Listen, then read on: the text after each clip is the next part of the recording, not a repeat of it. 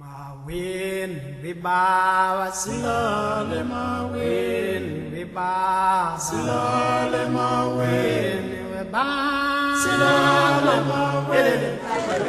I visit the mayor's office in the center of Kitchanga. There is no electricity and the office has a packed dirt floor. The mayor highlights the main humanitarian issues in Kitchanga, discusses what has been done by the international community and his community, and proposes some solutions. He asserts that people are living in inhumane conditions as they are without adequate health care, homes, schools, and the means to make a living.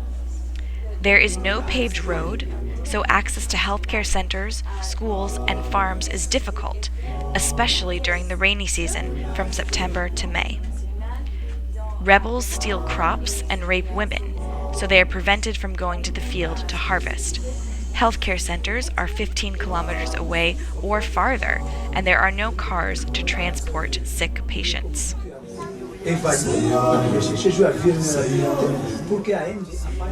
In relation to international community involvement, the mayor asserts that while food and medical supplies may temporarily help the community through times of crisis, he criticizes such actions as harmful because people are not taught self-sufficiency.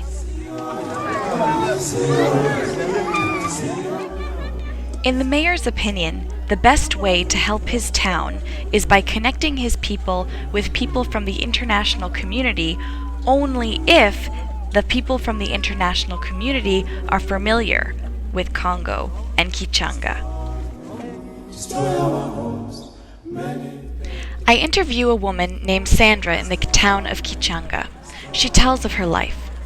Sandra is 41 years old and a Civil War refugee. She works as a farmer in Kitchanga.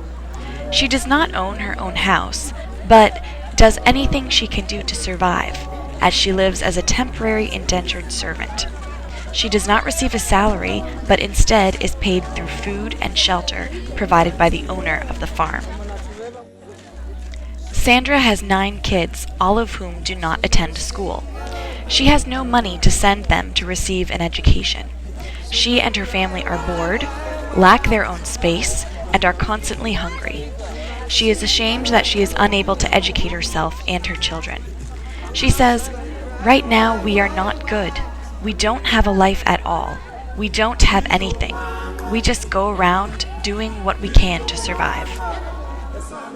Sandra notes that rape occurs near the farms.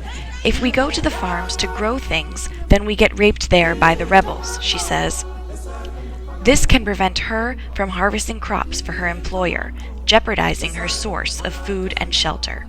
This also deters her from bringing her daughters to the farm with her to help with the harvest, for fear that they, too, may be raped.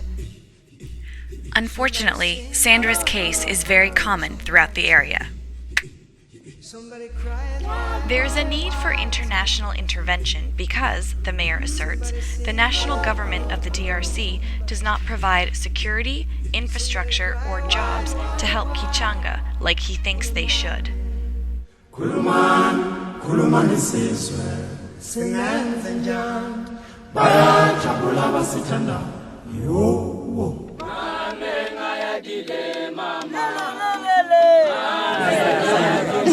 Samantha, jina langu ni Samantha. Sam. I arrive in Kitchanga and am immediately greeted by women from the local co-op. The mayor of Kitchanga provides space to this co-op of vulnerable women that includes women who have been orphaned, widowed, diseased, abused, and/or victims of violence. The mayor encourages them by providing them resources as they have grouped together to form a supportive network.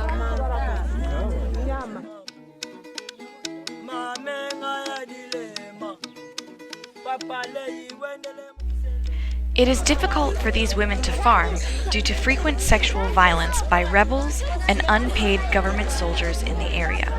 A woman says, "You go to the fields and the soldiers jump on you. From a job that you did not expect. Tomorrow, you return to the field. Again, they jump on you. a whole week without arriving at your field. When are we going to develop? Imagine if you had to lose work for a whole week.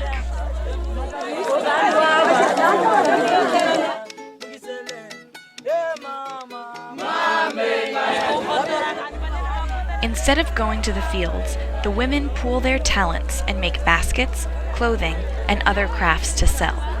They make creative use of materials such as plastic ties provided by aid workers to weave market sacks. In response to these problems, the mayor proposes some concrete solutions. He wants to build schools, youth centers, health centers, and make roads. He needs support from the central government in Kinshasa through trustworthy soldiers that will protect and regulate his people. Hey.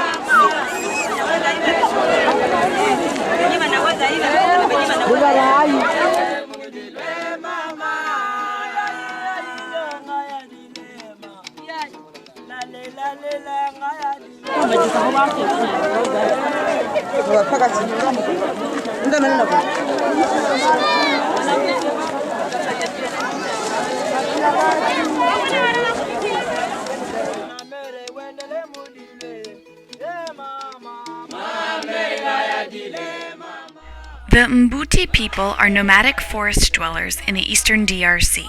They are smaller in stature than settled villagers.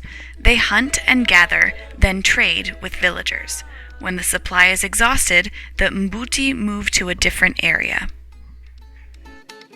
During the recent civil war, increasing amounts of villagers fled into the forest as refugees, creating friction between the Mbuti and refuge-seeking villagers.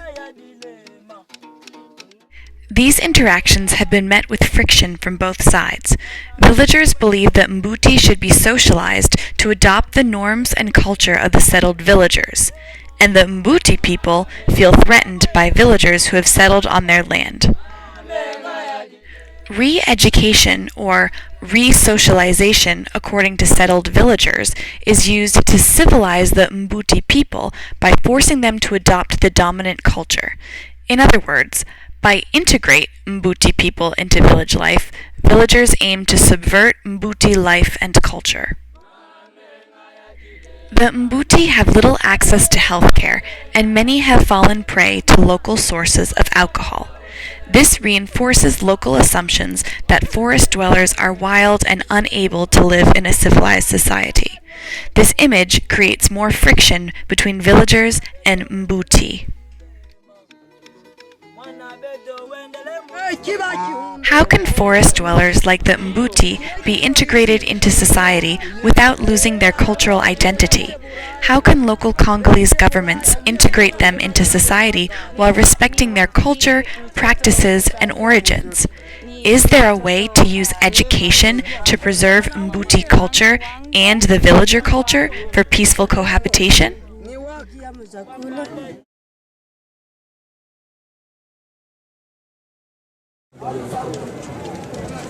Vante anzitai kikaribira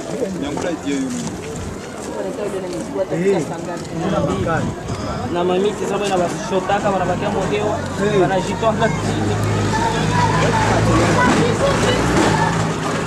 Monitor antenor utie naye. Ndio wataonesha sasa mshasu. Anakwenda Antonore ilikuwa.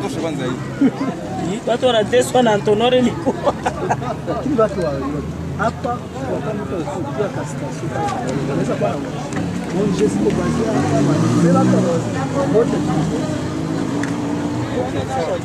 na station na ile nayo akialeta karibira huko.